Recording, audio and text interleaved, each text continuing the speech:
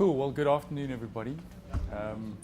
I'm Jason Levine. So I have a history with the TBWA network. I worked here for quite a while, and then 6 years ago, I moved out of or 5.5 years ago, out of TBWA to work for a company called HDI, Youth Marketeers. So we're one of the few companies in the country, the continent, and the world who are a target market specialist rather than a discipline specialist. So we do a whole lot of different work, but all of it is aimed at connecting with ages 3 to 23. So the presentation after mine is going to also speak a little bit about South African youth, but I think that view of African youth is a little bit older than our view.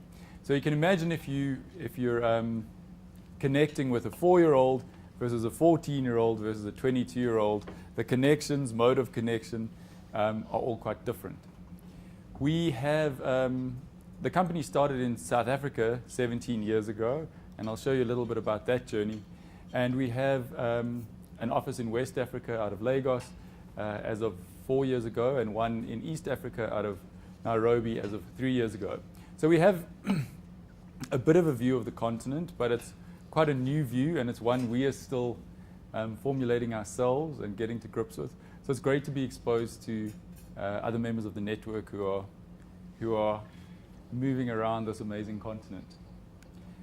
So yeah, with the kind of work we do, I'll show you in a video now, but it's we do a lot of work in the educational channel, and we've managed to set ourselves up in this really fortunate position where we get to teach kids about hand washing and puberty and healthy eating and avoiding alcohol, and all of it is funded by marketing budgets, which is kind of quite a clever trick that the founder of the company, Liesl Loubser, put in place when she founded the business 17 years ago.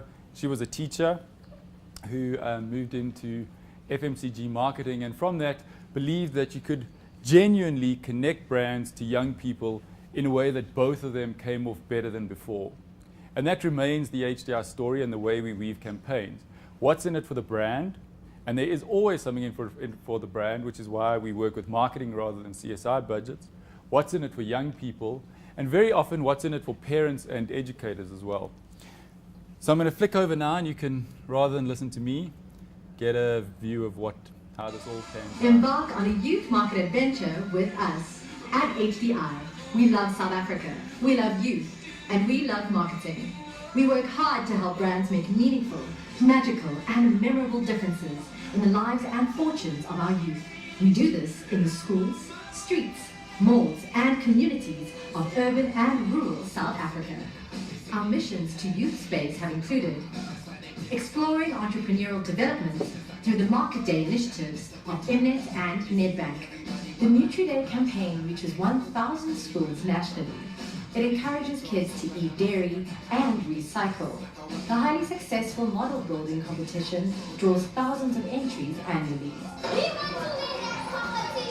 Pick and Pay School Club and partners reach over 1.8 million learners in 2,500 schools across the country, helping inspire tomorrow's leaders. Always Sharing, sponsored by P&G, empowers young women and is one of SA's longest running and most successful educational programs. Love to Know and Beautiful Beginnings both provide platforms for marketers to connect with teen and preteen girls, teaching them the ins and outs of adolescence and delivering great grooming hints and tips. Intel shows how technology can help create your tomorrow. The multimedia school presentations and more activations show where passion can take you. Milo Activate takes the message of healthy eating and living to over 300,000 kids annually. The malted drink samples are prepared in our own on-site dairy facility.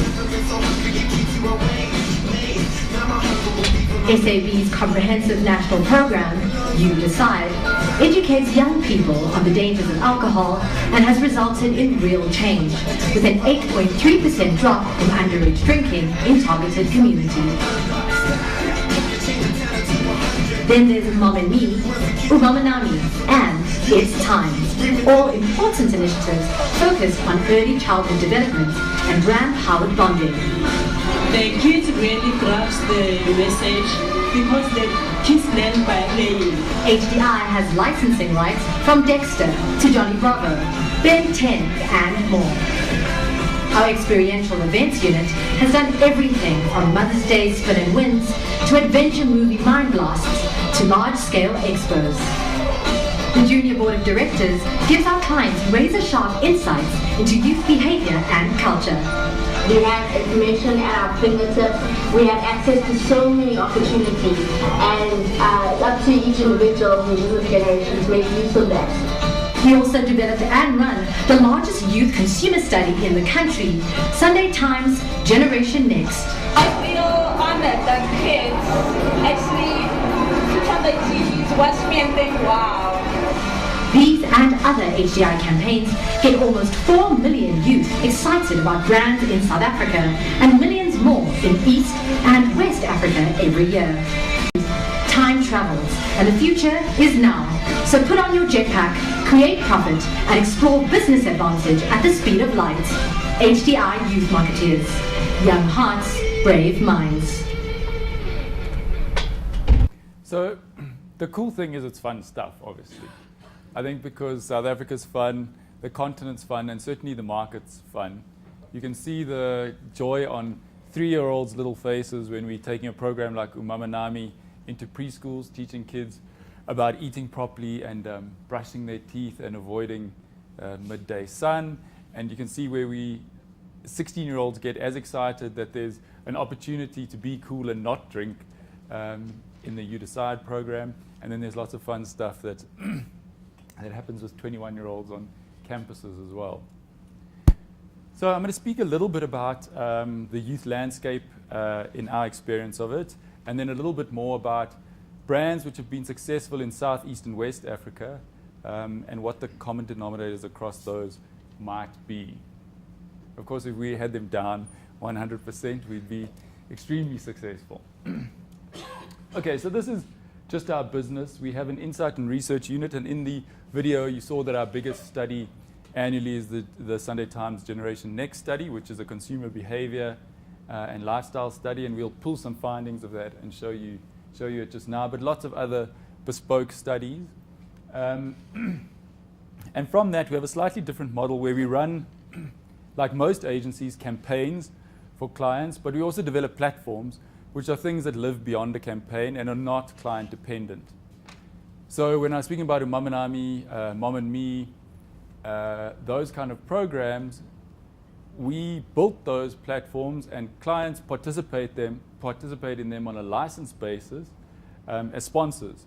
And if for whatever reason a client falls off of that platform after 2 years, they're replaced by another brand in a collaborative marketing process normally. So we own the intellectual property and it's trademarked.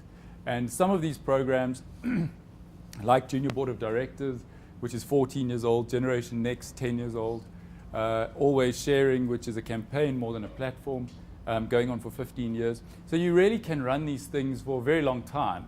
And the benefit is that you don't have to, like in a campaign, in 3 or 6 weeks or 3 months, try and make a difference in young people's lives, because that's really, really hard to do. It's much easier to do over a 3, 6, 8, 10 year span of time. We do bespoke campaigns for clients, and we build platforms, and we do them in a couple of spaces: in-store and promotions, communication and collateral, and lots of that is below the line, events and experiential, and you saw quite a bit of that in the video, and then in the educational channel.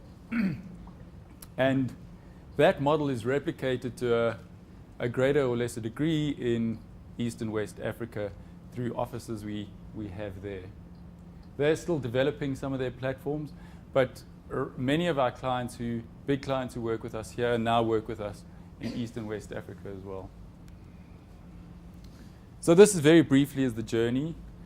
1994, Liesl moved out of the marketing environment and into the consulting on youth environment. She was very well poised to do it, having been a teacher and understood marketing. And then a company called Hot Dogs Incorporated was born. She created a company called Hot Dogs Incorporated. which was quite kid-focused at the time, and later on moved into older age groups in 2003. In 2006, we rebranded to HDI, Youth Marketeers, so that's where the H, the D, and the I come from, Hot Dogs Incorporated. And then we won some awards and opened in West Africa, East Africa, and oh, cool, thanks. And we celebrated our 15th birthday in 2011. And last year, we celebrated the fact for the first time we hit the 3.5 million rand, 3.5 million young people mark in South Africa, and 4.5 million young people in the continent in connections during the course of our campaigns last year. So just on the ground, our Kenyan office is a small office. It's 4 people in office and 9 people in field. They've just this week, literally on Wednesday, picked up the Always account. So a very big piece of business that will triple the size of the office almost overnight, which is good news for them. But the Kenyan team are like, we speak about can-do attitude in our business, but the Kenyan team, I think, invented the can-do attitude. They're the most never-say-die, resourceful team ever. They come down here quite a bit. We go up there quite a bit. And there's lots of sharing of learnings and sharing of models. And certainly the thing they share with us most is the don't give up attitude. Nigeria office in Lagos is a bit bigger. There's about 14 or 15 full-time staff there, and then a very big field force of about 150 people who we have in field running various programs. And now in all 3 markets, South, West, and East Africa, we run the Always program for teen girls, which you saw, and the Dettel program, which is about health and hygiene for foundation phase kids. So what have we observed in terms of the landscape? And here we've juxtaposed a couple of South African, and global trends, because Africa is not an island. I mean, we have some very weird specificities which make us, I think, as Anton was saying, an interesting song, an interesting story, and our own people. But we're very much part of what has become a global village. And we have an amazing contribution to make to that village, but it's also a two-way street. And we're very affected by the influences of the rest of the world. And we're not off trend for quite a lot of the what we call global meta trends. Firstly, Africa's not on the map yet, but a well-documented phenomenon now is the demise of the West and the rise of the rest.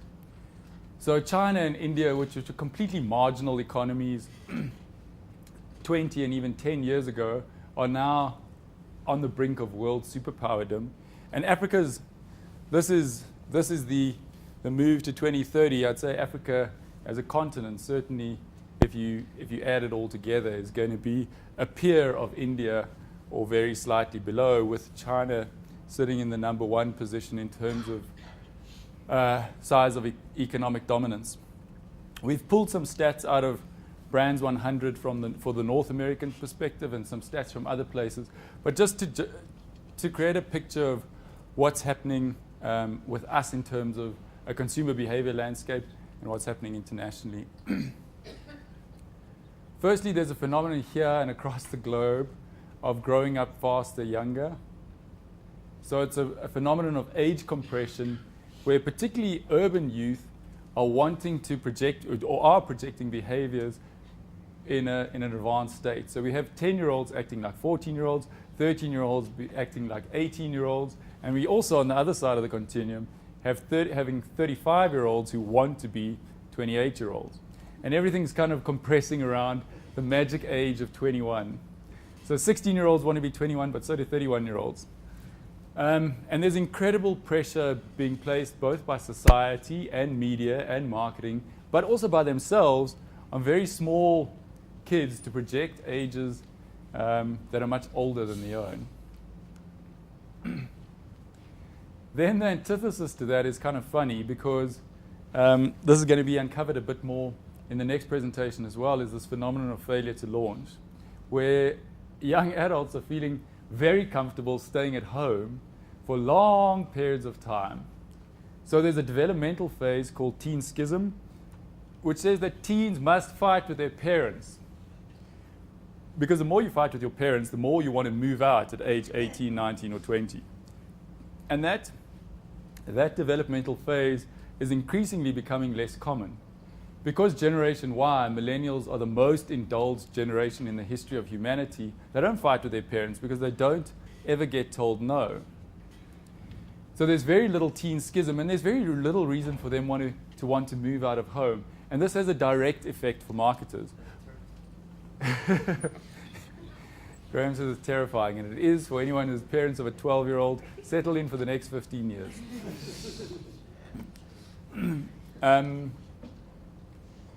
The implication for marketers, though, is young adults have a huge amount of disposable income. Because 20 years ago, they were spending their bucks on rent, a fridge, trying to hobble together money for a car or transport.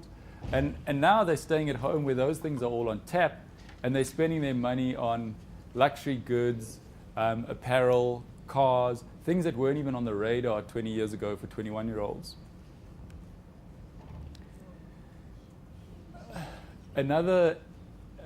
There's lots of cases of little chubby kids sitting in McDonald's in North America, and people think from a Western perspective that Africa is an economy of poverty and therefore undernourishment.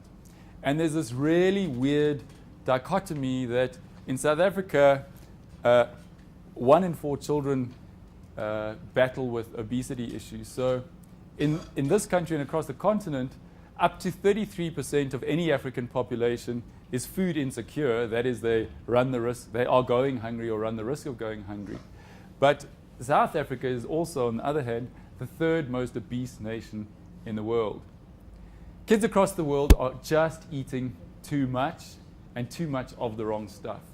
So quite a lot of our work that we get to do, and you saw a bit about Nutri-Day and the need for dairy and the balanced plate through Pick and Pay, we get to help teach kids better eating habits.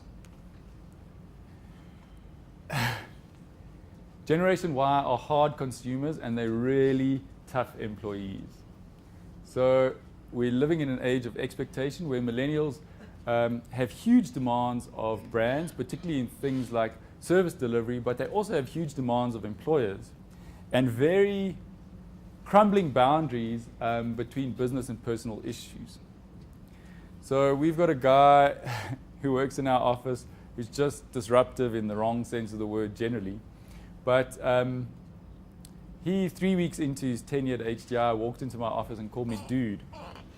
So I said, Simon, I really don't mind us having an informal relationship, but there are some boundaries, and dude is maybe on the wrong side of the boundary. And that's not uncommon millennial behavior. They just believe structures should be flat, and they believe professional and employment engagements should also be direct. And that's fair enough, and I think it's probably a more healthy work environment than what Generation X worked in. But when it gets into this kind of stuff, oh my God, I hate my job, my boss is a total pervy wanker, and he always makes me do stuff to just This stuff is, A, it's libelous. So Generation Y don't get why that would be problematic. And that in itself is problematic. I think this is a throwback from I don't know, whatever you want to call them, emerged economies or Western economies. And in South Africa and Africa, there's been a much greater rigor around respect of elders and authority figures. But we even see a diminishment in that, whereas previously, 8 and 10-year-old kids would never speak back to their parents in traditional African households, and certainly not their grandparents. And we're seeing much more of that happening now. And what we think is an amazingly important and interesting phenomenon is the move away from brands and products and one-way communication to much deeper brand experiences. And across the board in South Africa, East and West Africa, when we're speaking to young consumers, they say they really want proper brand engagements. They want to work with brands, they want to dialogue with brands, they want to experience brands, they don't want to be spoken to by brands. And there's some brands who do really nice stuff around that and are getting it really right. across the globe, Adidas, which is obviously a TBWA global client, is one of those who's doing really nice stuff in the branded experience space. Again, in the next presentation, tech is going to be spoken to quite a bit, but we speak about the cell phone as youth, locally and internationally's third kidney.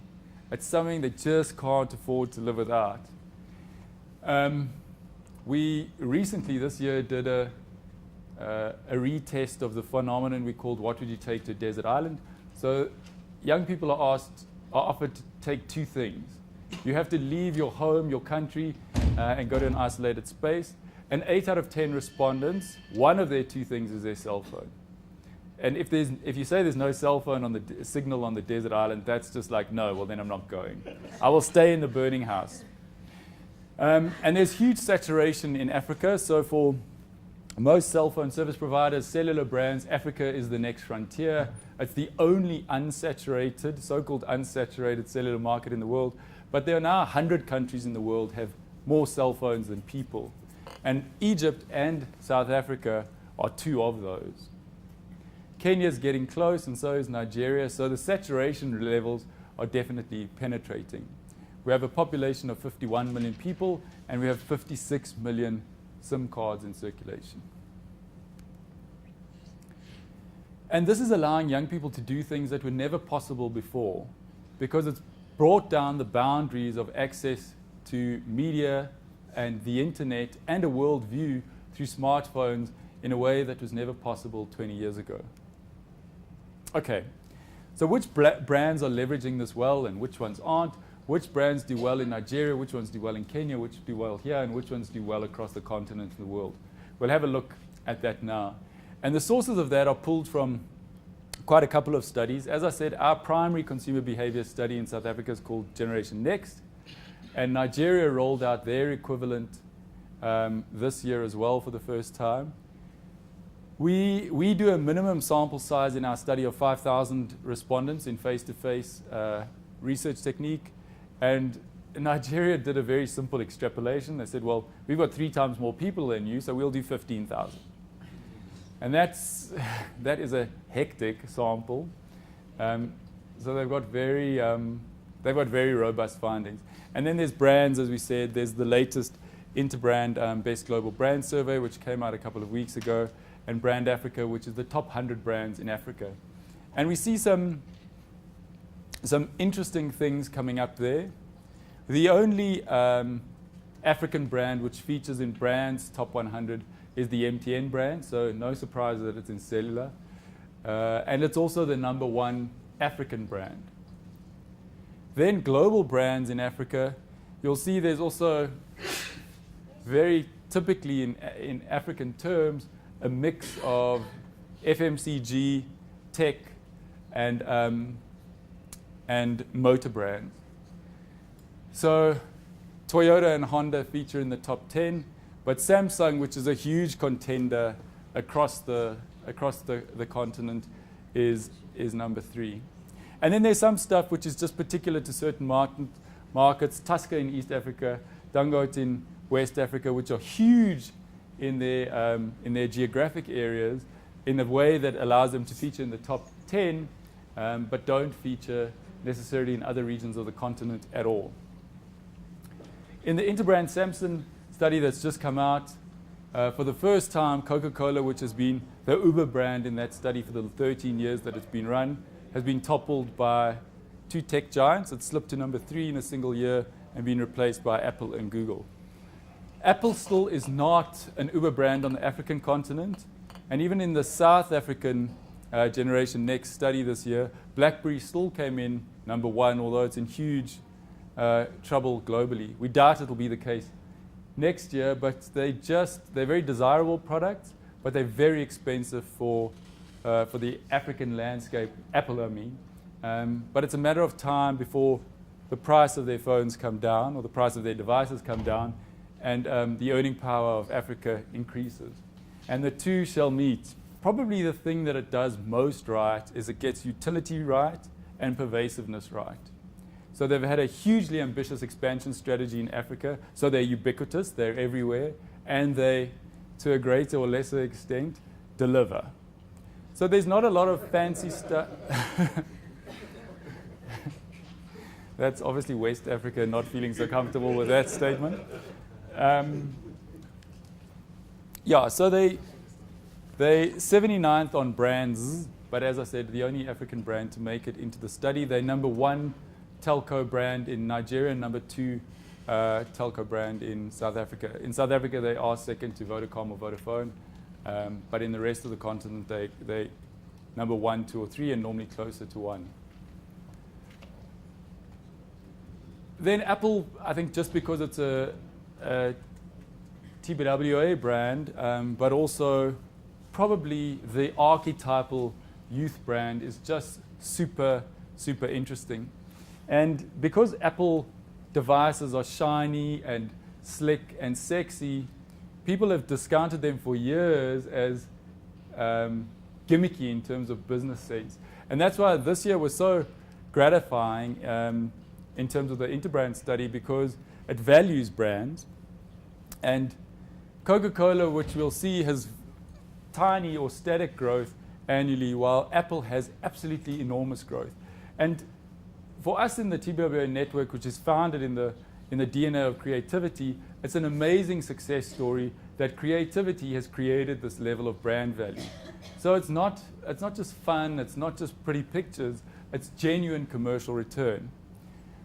The market cap of Apple is $439 billion. It is, both in brand terms and in business terms, the most valuable organization in the world.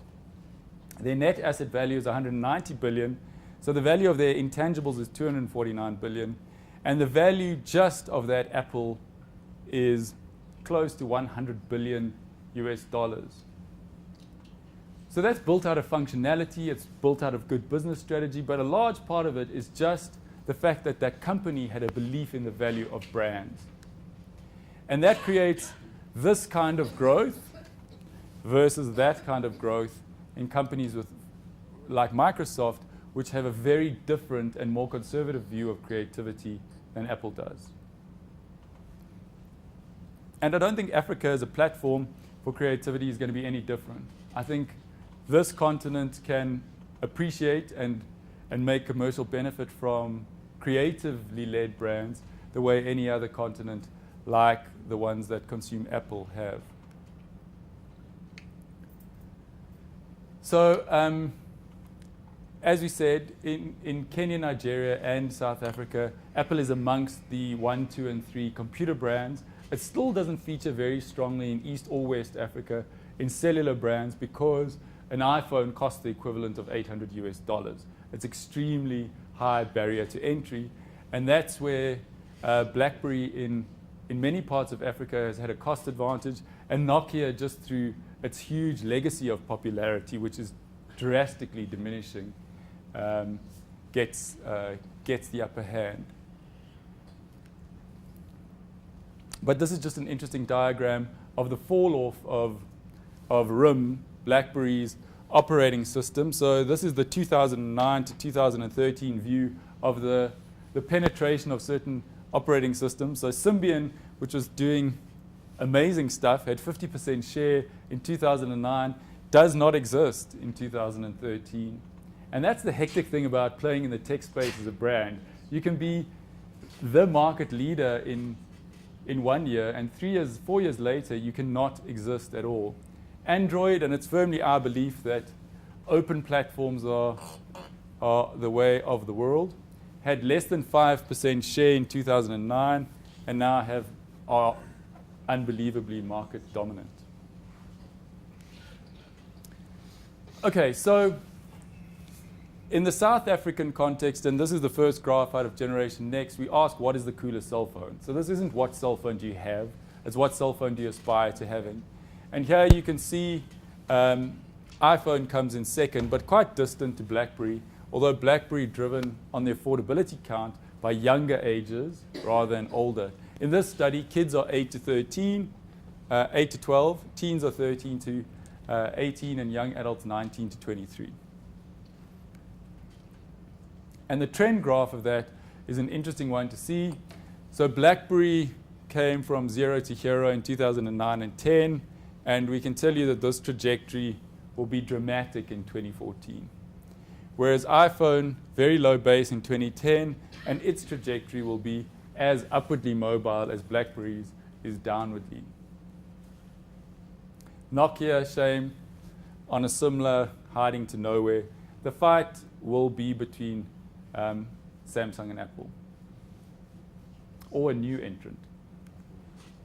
Okay, so who are some of the interesting brand winners in the fashion category? And again, this is drawn from South Africa. In South Africa and across the continent, fashion for youth is very much activewear. So Nike, Puma, and Adidas dominate the fashion category, not the activewear category. In South Africa, Nike number 1, Adidas number 2. In Nigeria, Nike number 2, and Puma number 3. So, yeah, the only driven by huge consumption of music videos, Gucci and Louis Vuitton. As you can see, an aspiration study rather than a consumption study. I don't think there's a lot of 9-year-olds with real Louis Vuitton handbags. There's plenty of 19-year-olds with fake Louis Vuitton handbags. And then the interesting case of KFC, the brand is quite dominant in South Africa. So in the fast food category has been number 1 and 2 by literally 8% or less than. There's a huge fight here between McDonald's and KFC, and McDonald's boxes way above its weight class because KFC's store network is 3 times the size of McDonald's in this country. But even more so in Nigeria, you'll see the huge win in, there've been chicken. Chicken is the most popular fast food across the continent, but KFC brand is only 2 years old in Nigeria and has gone, they still only have at the time of the study less than 20 outlets, but there's such huge international allure of the KFC brand that it immediately jumped to number 1 over contenders who have been in the Nigerian chicken market for years and years and years. Chicken Republic, Tasty Fried Chicken, etc. Then Dettel, who's a client of ours, so we're proud of this graph. We do work for them in the kids space. Shazam, Shazam, look at that kids bar, boing, boing. So they were number 1 in 2011 in this market, number 3 in 2012, and again rose to number 1 in thank you, Bridge, in 2013. And similarly in Nigeria, they have a huge problem locally and in Nigeria with parallel imports and proper counterfeit product, where their market share is shrinking dramatically, not because Dettel's selling less, just because Reckitt Benckise's sales of Dettel are getting less. And then there's some weird anomalies. So brands like Coca-Cola across the continent, Colgate, which you'll see just now, but then there's Uber brands in West Africa, for instance, where malted beverages are huge. This category doesn't even exist in South Africa in Generation Next. It would be irrelevant to poll. No one's heard of Guinness Malta. No one has drunk a malted beverage in their life. But it's 1 in 3 of every drink sold in West Africa is a malted beverage. And most of those, as you can see, are Guinness Malta. Who's here? Who's from West Africa here? And are you malted drinkers or? Malta, Guinness, Alvaro, all malted. Yeah. And it's those kind of like, I mean, for me, the similarities are huge, but the differences are as interesting. And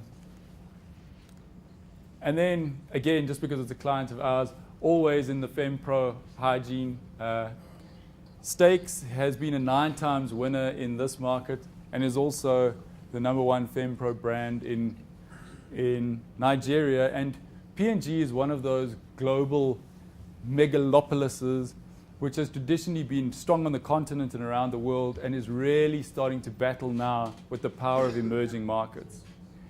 P&G are the home of the marketing model, so they have a model for everything, and the models are starting to not work so well in emerging markets. And that's the demise of the West and the rise of the rest.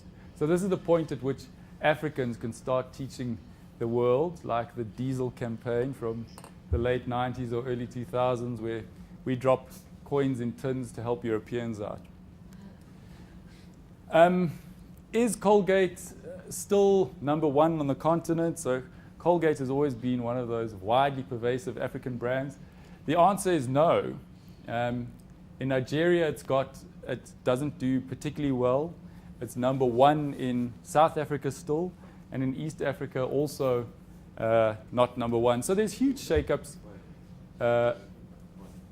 Huge shakeups in the in even what used to be the most given markets. Colgate owned Africa, and it just doesn't anymore. So just in closing, what do those brands have in common? And this is our own analysis. As I said, if we had this pitch perfect, we'd be as rich as Apple. But it's our view that the it factor in youth brands is made up of 4 things.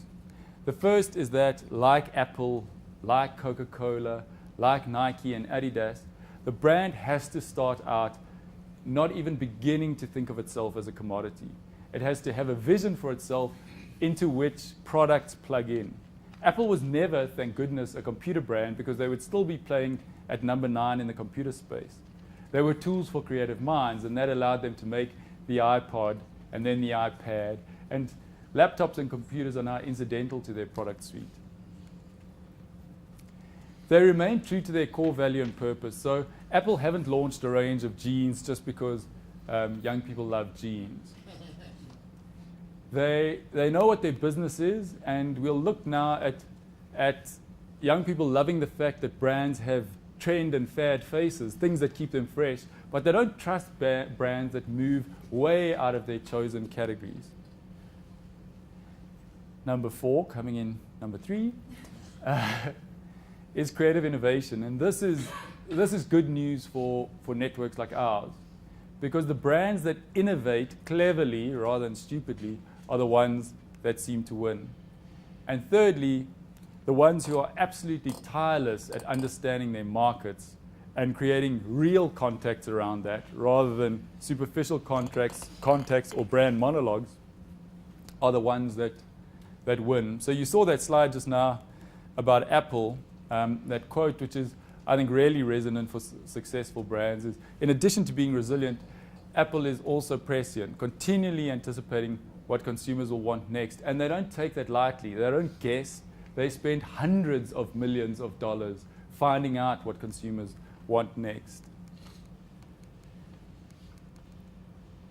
And the kind of brands that end up in what we call the classic brand space or iconic brands are ones that rise out of the milieu of staples.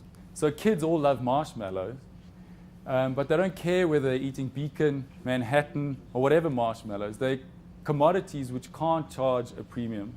But that said, they have huge longevity of life, huge demand, but you have to get to spaces where you have crazes and fads thrown in to keep your brand iconic. At the same time, brands that are just craze brands, which have popularity every 10 years, Timberland, that's not enough to get you in the top 100 brands. And products or phenomena or brands which have a moment in time fad, I mean, if you're really clever, you can make a lot of money in 6 weeks to 6 months out of a popular culture phenomenon, but it's never going to be a brand because it's never going to come back again. So we work hard to try get brands into this middle space, the classic space. And we do that, we believe, through those 4 pillars, but also young people believe in brands that believe in them. And our job is to connect brands to young people in a way where both of them win. So cool. Are there any questions? Yeah. Brands that they all seem to choose, almost like brands seem to be the classic brands. Will there no be most of the youth brands in there? It's all sort of like Apple and Google and Levi's, so they're real classic brands. Yeah. I wonder whether there's not sort of Ben 10 inspired kind of things that are much more. Yeah, I think we focus just because I guess across a balance of averages, most people in the room will work on FMCG brands. But you're right. FMCG brands and even apparel brands tend to have lots of classic appeal. But the minute you get into entertainment categories, TV shows, character properties, all of that, there's things that come and go quickly. And Ben 10, SpongeBob, things like that do amazingly well. SpongeBob's fairly damn classic, and also perennial. So yeah, lots of the brands we work with are trying to create youth brands, and we say just create iconic brands that have youth appeal.